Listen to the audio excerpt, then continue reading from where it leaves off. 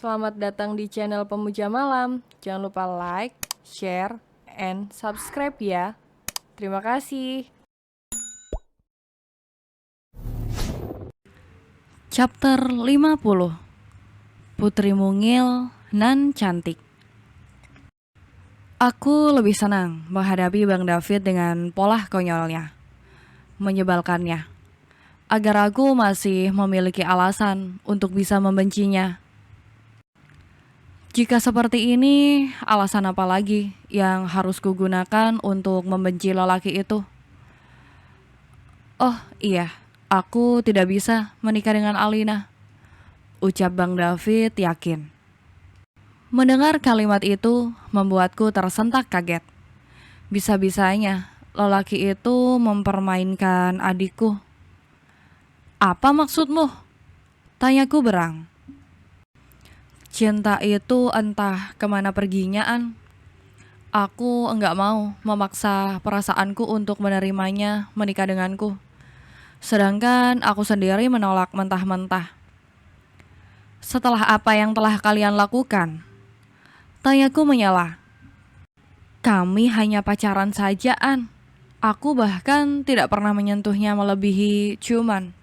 Percaya padaku. Heh, omong kosong. Bagaimana bisa? Kalian bahkan sering berduaan. Kami hanya makan, nonton. Aku masih tahu batasan, An. Semudah itukah kamu memutuskan perasaanmu? Ini sudah terlalu lama. Semakin aku mendekatinya, semakin jelas wajahmu. Sedihmu terbayang di mataku. Kalimat terakhir Bang David diucapkannya secara lirih. Aku telah menikah dan bahagia, Bos David, kalau Anda ingin tahu. Iya, aku tahu. Adrian memang pantas untukmu. Dia lelaki yang baik, sangat baik. Maafkan aku karena telah hampir merusak hubungan kalian. Apa yang membuatmu tersadar? Kamu Ana, omong kosong. Terserah mau percaya atau tidak, aku hanya menyampaikan yang aku rasa dan apa yang aku pikirkan. Rasanya aneh dan tidak terbayangkan sebelumnya. Namun, apa yang aku dengar barusan memang begitulah yang kudengar. Aku sibuk menimbang-nimbang bagaimana bisa ini terjadi. Apa yang terjadi dengan Bang David? Lalu Alina? Satu lagi, hati-hati dengan adikmu itu. Walaupun dia adikmu sendiri, kamu harus hati-hati. Kalimat terakhirnya membuatku tercekat. Ada apa lagi ini? Kenapa? Kamu pasti tahu kalau Alina iri dengan hidupmu.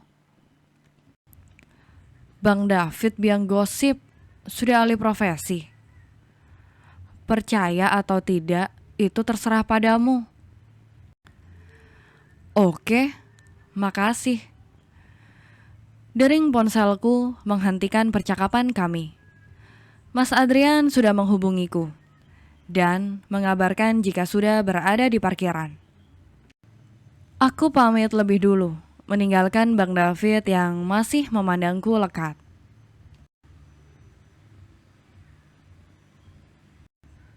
Bicara apa tadi sama David? Mas Adrian langsung memberondong pertanyaan saat aku baru saja menghempaskan bokong di kursi penumpang samping kemudi. Tentang Alina, dia bilang aku harus hati-hati. Jawabku sembari memakai sabuk pengaman. Mobil keluar dari area kafe menuju keramaian kendaraan yang lalu lalang. Bagus kalau David sekarang udah sadar gimana Alina itu. Walaupun dia adikmu, kamu tetap waspada, ucap Mas Adrian. Aku menatap lelaki itu dengan pandangan tidak mengerti. Lantas, Mas Adrian melirikku dengan ujung matanya. Maaf, aku hanya tidak ingin terjadi apa-apa padamu. Aku menarik nafas dalam, lalu mengeluarkan perlahan lewat mulut. Mas, apa yang kalian tahu tentang Alina? Tanyaku kemudian. Saat Alina menghilang beberapa bulan ini, sebenarnya dia masuk penjara. Apa? Bagaimana bisa? Mas Adrian menghela nafas panjang. Alina melakukan penggelapan dana. Karena aku mengetahui hal itu, Alina mulai menerorku. Lalu aku mengumpulkan bukti-bukti dan berhasil memasukkannya ke penjara sebagai pelajaran agar dia sadar apa yang dia lakukan. Bagaimana mungkin Alina tega melakukan itu kepada kita, Mas? Buktinya itu terjadi, An. Harta telah merubah semuanya. Lebih tepatnya, harta mampu menunjukkan wajah asli seseorang. Itulah Alina sekarang ini. Kalian memang saudara, tapi kalian tetap memiliki sifat yang bertolak belakang. Bagaimana dengan Bang David? Mereka telah putus, dan David bersyukur karena tahu belang Alina sebelum mereka menikah.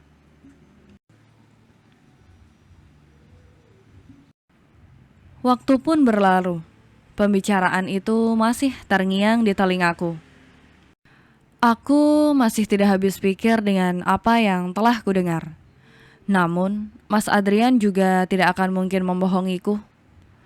Lalu, apa yang harus aku lakukan sekarang?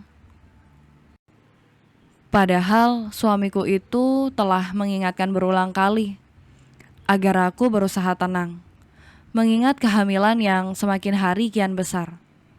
Tentu saja emosiku akan berpengaruh pada si jabang bayi dalam perut. Sebagai calon ayah, Mas Adrian adalah ayah yang siaga. Selalu ada saat aku membutuhkan. Dia pun tak segan-segan meninggalkan pekerjaannya demi menemaniku. Menjelang hari kelahiran, Mas Adrian sering pulang di saat sempat. Bahkan dia selalu menyempatkan diri. Sejak semalam, sebenarnya perutku terasa mulas. Namun, aku tidak membicarakannya kepada Mas Adrian. Sampai di pagi hari, sakitnya semakin terasa, menyebar sampai ke pinggang. Mas Adrian yang hendak ke kantor seperti menangkap perubahanku. Kamu ada yang sakit?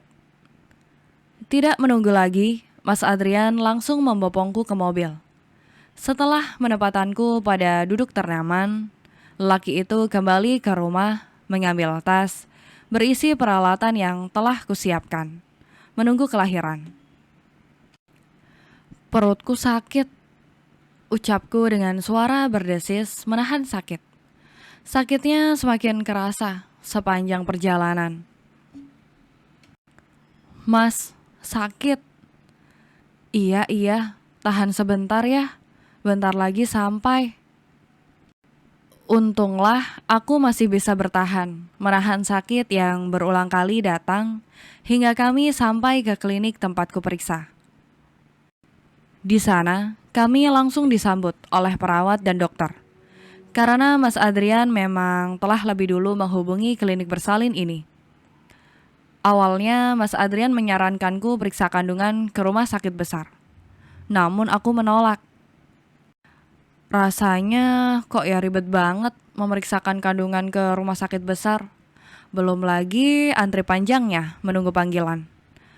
Akhirnya suamiku itu mengalah dan menuruti permintaanku untuk periksa di klinik bersalin saja.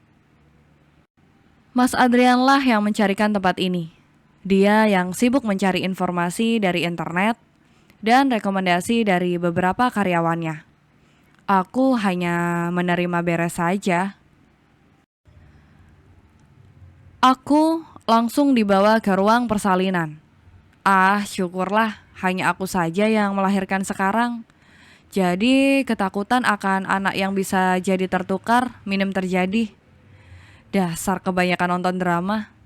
Lantas menjadikanku berpikir yang aneh-aneh. Mas Adrian setia menemaniku menjalani proses melahirkan ini. Benarkah adanya? Nyawa terasa telah ditenggorokan. Tenagaku habis. Aku tak menolak saat sang perawat menyuntikkan jarum infus di tangan. Padahal biasanya aku paling anti dengan suntik-suntikan. Namun dalam kondisi seperti sekarang, tentulah aku tak lagi berdaya menolak. Rasa sakit yang meleburkan tulang belulang tak lagi terasa saat seorang bayi mungil nan cantik disodorkan padaku untuk dilihat. Aku pun tak menyangka jika Mas Adrian bisa secengeng itu. Dia mencium seluruh wajahku, mengucapkan terima kasih berulang kali, dengan air mata meleleh di pipi. Ah, Mas Adrian, aku sangat terharu menerima perlakuanmu. Rasanya aku tak ingin apapun lagi. Cukup mereka berdua berada di sisiku. Itu saja. 2 minggu kemudian, tubuhku sudah kembali sehat. Walaupun tetap harus kontrol ke rumah sakit dan melakukan rawat jalan. Aku pulang ke rumah. Melihat putriku yang tumbuh sehat begini, tiada lagi yang aku inginkan. Nyatanya setiap ujian yang terlewati ada hikmah yang tersembunyi di baliknya. Ujian ini semakin mengeratkan cinta kami. Mas Adrian, aku mencintaimu. Sangat. Judul Suamiku Mencintai Adik Kandungku sudah tamat ya. Terima kasih.